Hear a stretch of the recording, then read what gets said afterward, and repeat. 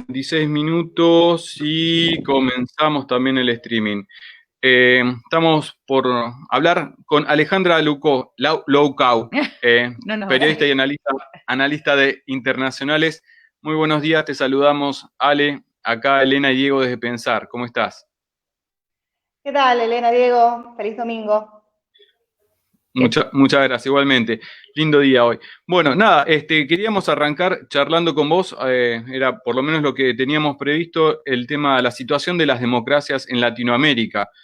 Sabemos que se está moviendo el tablero en todos los países, Perú, Bolivia, Ecuador, etcétera. Así que queríamos saber cuál era tu perspectiva, tu análisis.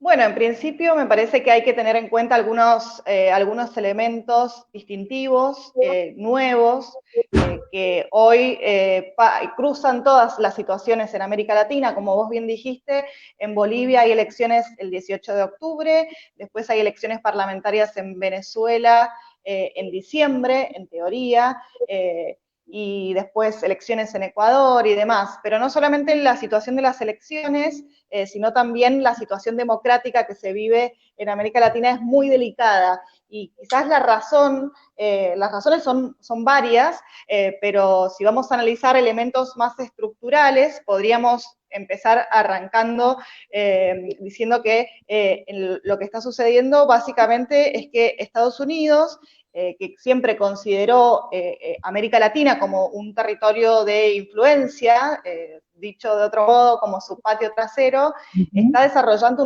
una ofensiva hacia América Latina muy, muy grande. Ya directamente muchos analistas de distintos arcos ideológicos, no necesariamente de izquierda progresista, ya varios coinciden en que la ofensiva de Estados Unidos hacia el continente no se veía desde los años 60 y 70. Y en este caso, quizás las razones fundamentales son dos. En principio, que tiene a un enemigo fundamental con el que está compitiendo, que es China, trata de impedir el avance de las inversiones chinas, y también un problema agregado es la situación estratégica militar rusa, que en América Latina no es muy fuerte, pero también Estados Unidos lo considera un peligro. Eso en términos externos, pero en términos más internos, si se quiere, el modelo que trata de imponer y que viene tratando de imponer a través, por supuesto, de distintos partidos locales, no sé, acá en Argentina el macrismo, en Bolivia puede ser Áñez, Mesa, en Venezuela Capriles, Guaidó. Bueno, son todos representantes de un modelo que sí está, por supuesto, patrocinado por Estados Unidos, que es el neoliberalismo, nada más y nada menos. Y no solamente los enemigos son las inversiones chinas, la presencia militar rusa, sino el tema del estatismo, porque el principal enemigo del neoliberalismo no es el socialismo, no es el comunismo, que prácticamente no existen en el mundo, sino el Estado. Lo que molesta a Estados Unidos es que los estados nacionales manejen empresas, controlen la economía, intervengan en la política. Ese es el principal enemigo hoy de Estados Unidos, y por eso obstaculiza tanto sus planes. En ese sentido de lo que decís, Ale, bueno, es notorio cómo, lo hemos desarrollado en algún momento acá en Pensar, cómo los estados nacionales van perdiendo poder real, digamos, por decirlo de alguna manera. En alguna entrevista lo dijeron alguna vez Correa y también Cristina, frente a lo que son las corporaciones transnacionales. Ahí con la novedad sobre lo del ejército ruso nos sorprendiste, pero ya se viene hablando esto de Estados Unidos y la confrontación con China. Esta semana salió unas sanciones, o no sé qué tipo de sanciones pueden darse a la aplicación TikTok por el origen chino. Y después, que también lo pensábamos al principio de nuestro programa, nuestro país tuvo cierto desarrollo, gran desarrollo de los organismos de derechos humanos, que quizá han retrasado un poco otras formas de manifestarse de los sectores más complejos de las derechas.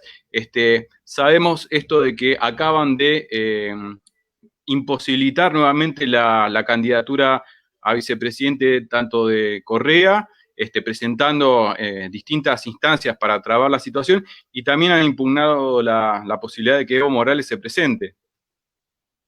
Sí, bueno, en realidad lo que yo expliqué antes es como un marco general, pero cómo se expresa es como vos lo estás diciendo. Básicamente lo que se impone, como ahora hay una lucha muy polarizada y sin cuartel del neoliberalismo contra lo que puede ser cualquier variante, desde el estatismo progresista, moderado, más progresista, socialismo del siglo XXI de Maduro, cualquiera de esas variantes hoy están siendo consideradas enemigas. Entonces, es por eso que a través de la influencia y el boicot de las instituciones democráticas se quiere imponer el candidato que pueda llevar adelante ese programa que necesita hoy aplicar Estados Unidos y las potencias europeas que están tratando de competir justamente con China en América Latina. Lo de Rusia, lo quiero aclarar, digo, no es que haya presencia rusa en el continente, sí, por ahí en Venezuela tienen algún esquema de intervención, de cooperación militar,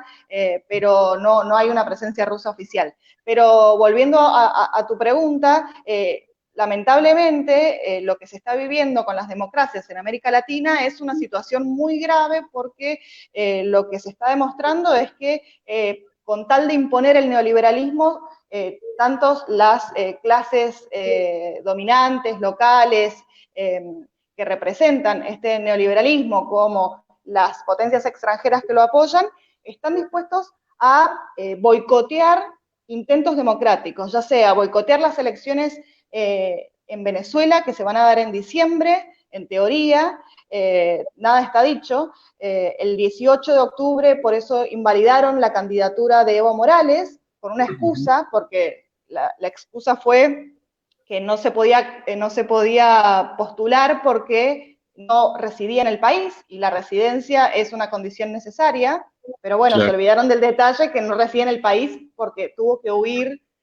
porque le hicieron un golpe de Estado. O sea, es una situación tan anómala y tan difícil en términos institucionales que la verdad es eso lo que está pasando. Pero pasa lo mismo en Bolivia, pasa lo mismo en Ecuador, que no le permiten a Correa postularse, que a su vez también está exiliado por persecución política. Lo que sucede acá en Argentina, que la policía se subleva, después se descubre que tiene cierta alianza con el principal partido de la oposición. También pasa en Chile que intentan aplicar el neoliberalismo y si la población se levanta, los atacan con una represión feroz. En Colombia, las fuerzas de seguridad están profundamente desatadas en contra de la población. Entonces es una situación cada vez más grave. No, te quería hacer una pregunta con este diagnóstico y este paneo tan fuerte y tan tremendo que nos estás dando, que uno lo ve, o sea, lo va teniendo, pero así tenerlo todo junto es bastante contundente. ¿Qué falta nos hace, digamos, no? Una CELAC, una UNASUR, o sea, esos espacios y esa organización que había o esa consolidación de este bloque más de patria grande que en un momento funcionó. ¿Cuál es tu mirada, digamos, si esto es posible que se revitalice, las nuevas alianzas? Porque salvo por ahí acá, Alberto Fernández, que no es lo mismo que el kirchnerismo, digamos, pero digamos, estas vertientes, y López Obrador en México, el panorama es bastante desolador, ¿no? No sé cómo lo ves. Sí, en términos de alianzas, si se quiere, todo este sector progresista, por más que sea el kirchnerismo, sea el albertismo, o sea más o menos moderado, hoy es un problema de cualquier forma. O sea, ¿es un problema más grave en Venezuela para Estados Unidos? Sí, obviamente, pero evidentemente la posición que tiene Argentina con México es bastante débil porque obviamente todo el resto del continente está del otro bando, sacando Venezuela. Venezuela también está muy aislada y Cuba, porque son demonizados por las potencias occidentales, entonces en un afán de cierta moderación para no crear tanta rivalidad, México y Argentina tratan de mostrarse más moderados y hay una debilidad impresionante, pero esta situación puede cambiar.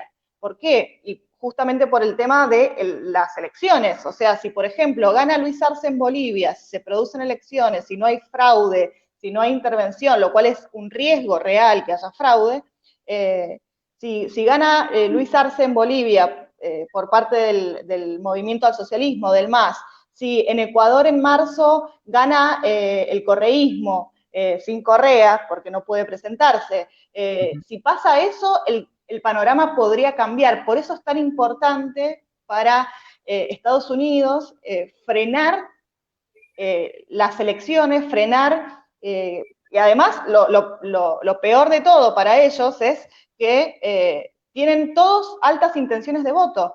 En Ecuador, el correísmo por ahora tiene más posibilidades de ganar que el resto de los candidatos.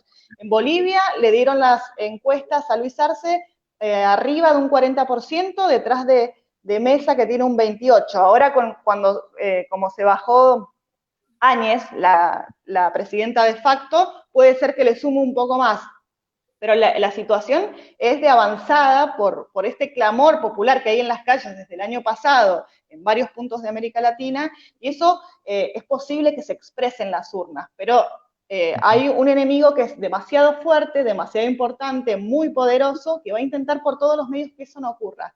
Si llegara a ocurrir, y si se llegara a resistir en una alianza entre los sectores populares y este tipo de gobiernos, ahí podríamos empezar a hablar de alguna alianza permanente que permita unirse en contra de este ataque. Si eso no sucede, va a ser muy difícil poder defenderse y aplicar las políticas muy básicas. Digo, no se puede ni aplicar, por ejemplo, no sé, cualquier tipo de estatización, no digo una estatización completa, pero las medidas que está tomando Alberto Fernández, que son medidas mínimas, que eran consideradas mínimas antes, son resistidas, o sea, no se está dando margen de maniobra, y solamente yo creo que la unión entre estos sectores puede llegar a resistirlo, si no va a ser muy, muy difícil para Argentina y para todos. Exactamente, sí, sobre todo pensando en una posible alianza también comercial y económica para reactivar las economías de todos estos países, ¿no? Ale, antes de cerrar, no sé si lo mencionaste vos y me quedó picando en la cabeza, no sé si da para desarrollar mucho y si tenés novedades, pero este año, y también no es un tema que está en los grandes medios de comunicación, pero en Colombia es muy compleja la situación de todos los asesinatos de líderes sociales y políticos, sobre todo después de que se desarmó la FARC y se invitó a que ese sector participara políticamente activa, pero son esas cosas que si no aparecen en los medios no están. Pero este año se dio hay un número muy grande de asesinatos de líderes sociales. No sé si tenés alguna novedad sobre el tema ese para comentarnos. Bueno, las novedades en realidad tienen que ver con que a esta situación de asesinatos de líderes sociales, mayormente líderes campesinos que se resisten a los planes del gobierno de Duque, que recordemos que es un gobierno neoliberal, uno de los principales aliados en la región de Estados Unidos, la verdad que marcó una situación bastante grave. Este año fue distintiva en relación a los años anteriores porque nunca se habían visto esas masacres. Estas masacres las perpetran paramilitares. El paramilitarismo en Colombia es muy importante porque son los que se encargan de perpetrar esos crímenes, pero al mismo tiempo de manera ilegal, porque no son a cargo del Estado, no se dan a cargo del Estado, por más que en realidad sí sucede, pero el Estado, por supuesto, no se hace cargo. La novedad, si se quiere, en este último tiempo es que otra vez los sectores urbanos empezaron a salir a las calles como el año pasado. Esto fue cortado por el coronavirus, por la pandemia, pero ahora los colombianos y las colombianas están saliendo nuevamente a las calles ya en sectores urbanos, o sea, se está dando resistencia en los sectores campesinos, en los sectores urbanos, y al mismo tiempo también es cada vez mayor la ofensiva, porque en Colombia la policía es casi una fuerza militarizada, digamos, claro. no, es una fuerza militarizada, y por ahora lo peor de todo es que hay un silencio internacional, una complicidad terrible, porque lo que está sucediendo en Colombia, si se quiere, es la situación más grave en este momento que existe en América Latina en relación a la violación de los derechos humanos y la situación represiva. Hay asesinatos selectivos, hay torturas, hay planes de las fuerzas de seguridad para secuestrar y asesinar luchadores sociales.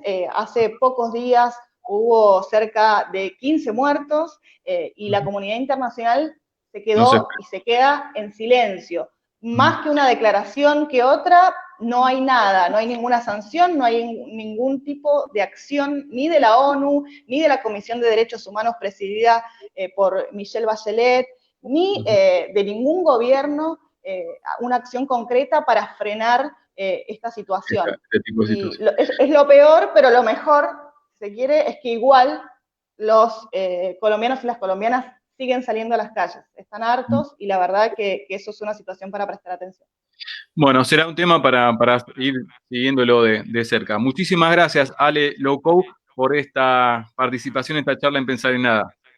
Bueno, gracias a ustedes, les mando un abrazo. Bueno, gracias. Chau, chau. Chau, chau. Bueno, era Alejandra Loukou, analista internacional. Completísimo el informe, yo la sigo en Twitter y la verdad que muy completa, sí, siempre potente sus datas, así que síganla. Muy bien, nos vamos a la tanda y en segunditos ya comienza el bloque de géneros.